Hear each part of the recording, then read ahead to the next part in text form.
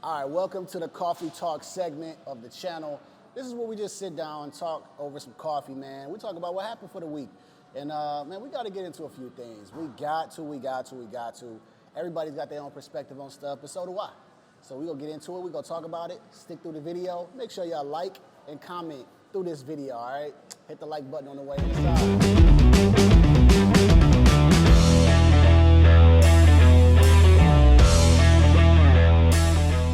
By the way, I want to shout out to Sweet Waters Coffee and Tea, making that good coffee for your boy, man. So make sure y'all check out Sweet Waters Coffee and Tea. Man, let's talk about Will and Jada, right? Everybody want to talk about Will and Jada, and we already know what happened, right? Jada Pinkett Streets has come out with her own book called The Worthy, and she talks about everything in her memoir, right? She talks about Tupac, she talks about her life, and she talks about Will Smith. Now listen, we only care about Jada Pinkett Streets because of Will Smith, right? But although we love Will Smith, and I know in our heart of hearts we want to just give this man the benefit of the doubt and feel bad for him, but we cannot. All right, Will Smith loves her. He just had a video that came out that says he will support her for the rest of his life.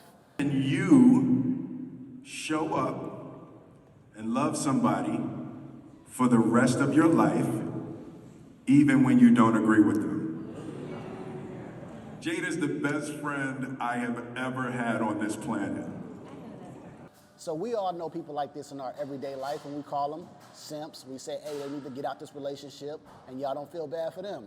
So don't feel bad for Will Smith. This is what he wants. This is everything he loves. So let's stop and just accept it.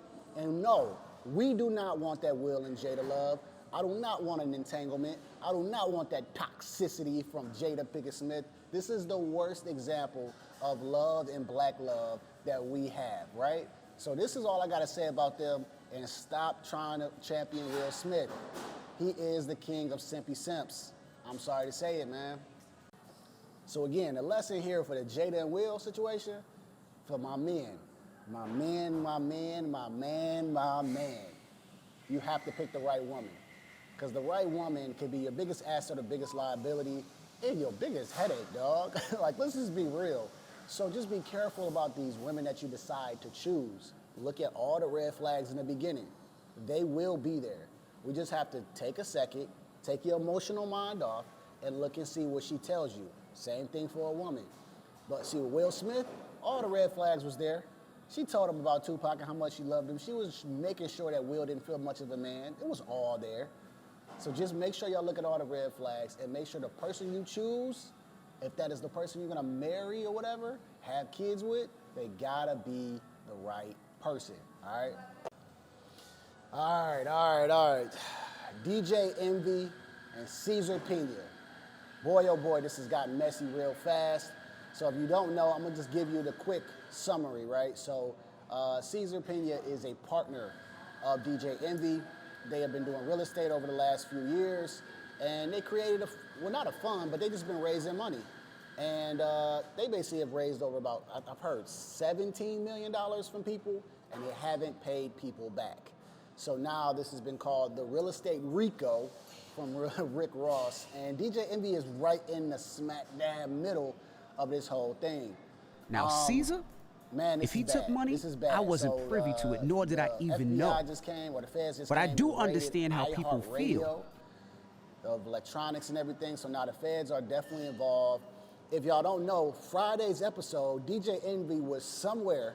He was not on the show, but they had him speaking, like, and they just showed the, the EQ thing of him talking. So he was on the show, but he was remote. So I think DJ Envy is on his way out the door at iHeartRadio, because iHeartRadio is about to be a part of this investigation. And they don't want to spend no kind of money for this, right? So it's getting real bad. I've also heard that DJ Envy is working with the feds, which, I mean, in the rap world, they call him a snitch, right? But that's what it's gonna have to be. My man wanna go home to his family. He do not wanna go to prison for any of y'all.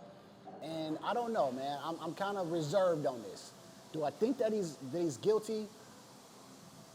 One part of me says yeah, but more part of me says Caesar was heading this whole thing, right? Because he already went to jail for I don't know, some type of fraud or theft or something like that, meaning Caesar. And I think he was spearheading it. I think he was raising the money. I think he did use the platform to get more exposure. But I think that DJ Envy was maybe a bystander of what happened. But he has to take accountability for it because, I mean, innocent people got hurt, right? But like I was just talking to my man Rob, right? They might start looking into his taxes, and then he might go down for that. He's got to take some type of lick for what he did, and he's gonna have to take it, whether you work with the feds or not. So that's just my take, man.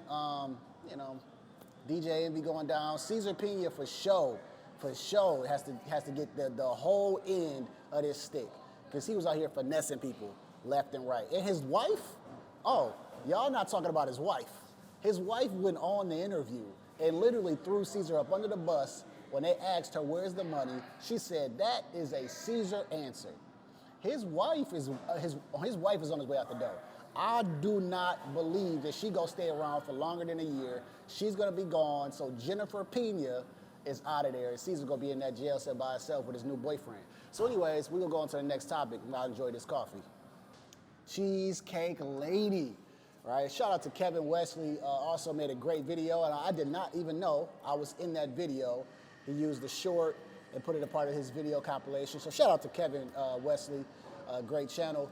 All right, man, so this Cheesecake Lady, she refused to go on a date with a man because she felt that she was too good with her green spaghetti dress, whatever, to go to a chain restaurant called the Cheesecake Factory. He got me at the Cheesecake Factory, y'all. I ain't getting out this car. And she didn't get out the car.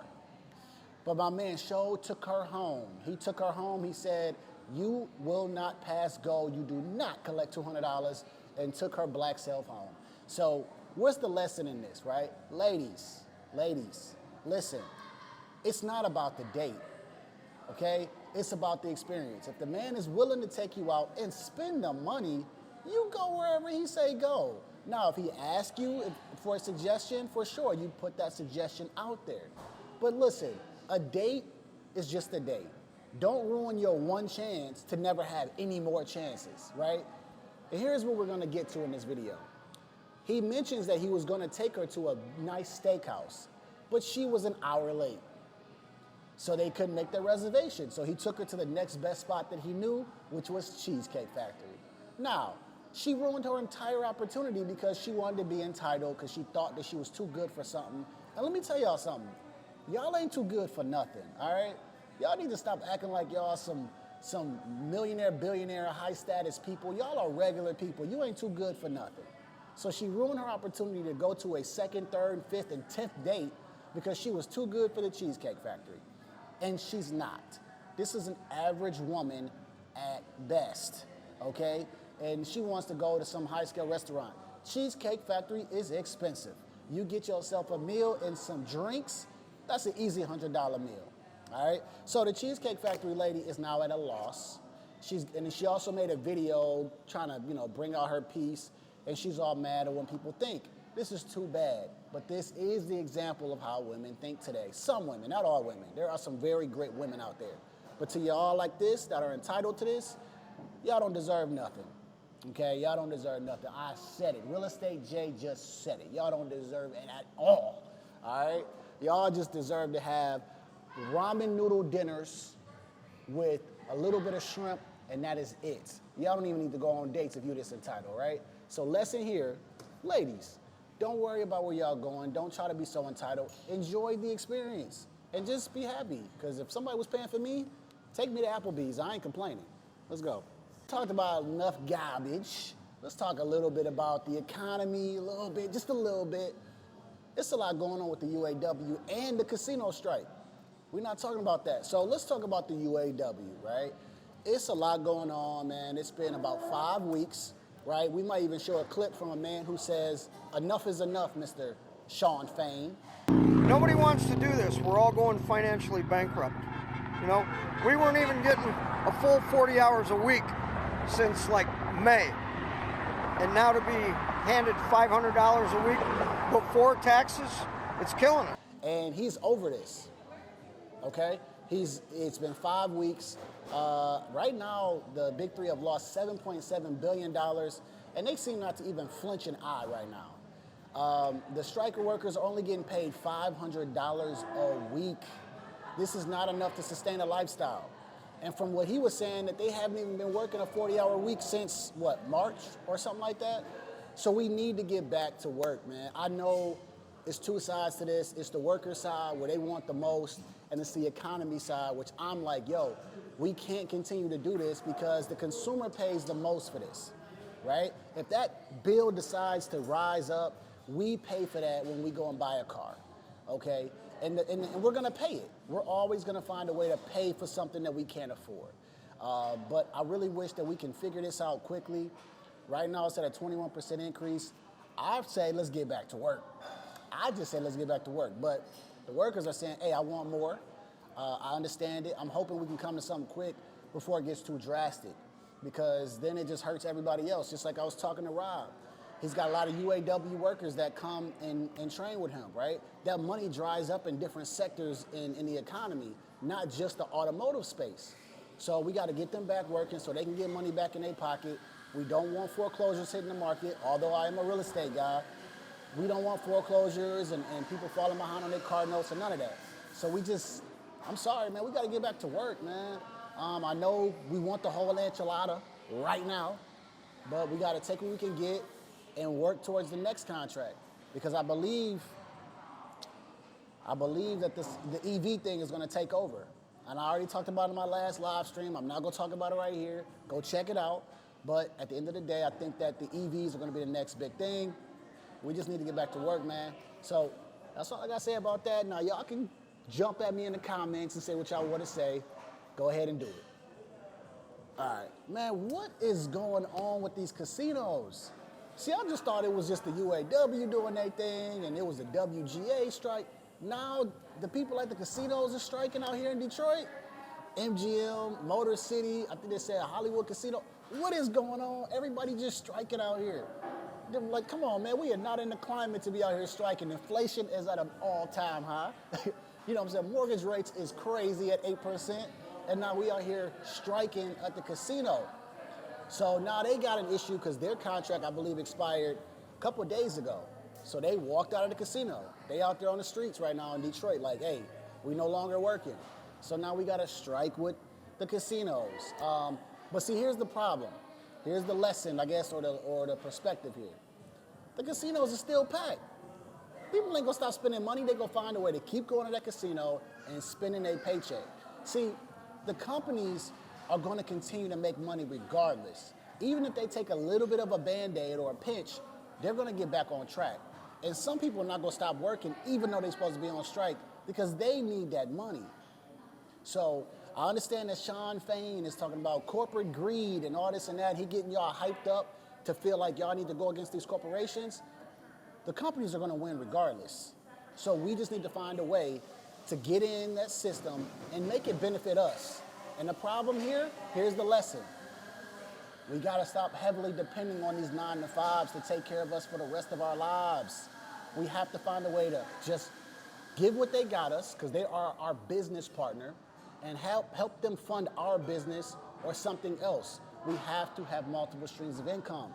And the reason why we're in this position, because every time they have a contract, people are in the same spot every single time.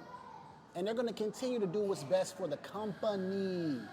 And then what's gonna happen is the people going on strike can only go on strike for so long before they say, I quit or I just conform. So forget about company greed, Mr. Sean Fain and all y'all people out there, and understand that the company's gonna win at the end of the day. I know y'all wanna fight for better rights, but guess what? The companies can drag this on for months and it doesn't really hurt them as much as it hurts you. That's all I'm saying. But the casinos is crazy. I didn't know that. Now, that wouldn't stop me from going to the casino, but whatever it is, man, here's the lesson. Don't worry about the company's money, worry about your money, and don't be in the same situation the next contract period. All right, so I appreciate y'all attending the Coffee Talk. Man, we back, man. Shout out to B2L Productions, man, for coming through in the clutch. I love these videos. My outro is just this, right? With everything that I just said in this video, with relationships, with business, listen, man, just focus on your own paper, right? Focus on your own paper, stay in your own lane. Don't worry about what everybody else got going on. Just find out ways for you to benefit in this life. That's it. Don't worry about what everybody else got going on. I don't care how much money they got, how many cars they got, whatever's going on. It doesn't matter to you. It don't affect you. So just focus on you and being the best version of yourself at all times. Simple. That's it. And like I say, after every video, that this is chess, not checkers. And I'm gonna see y'all at work.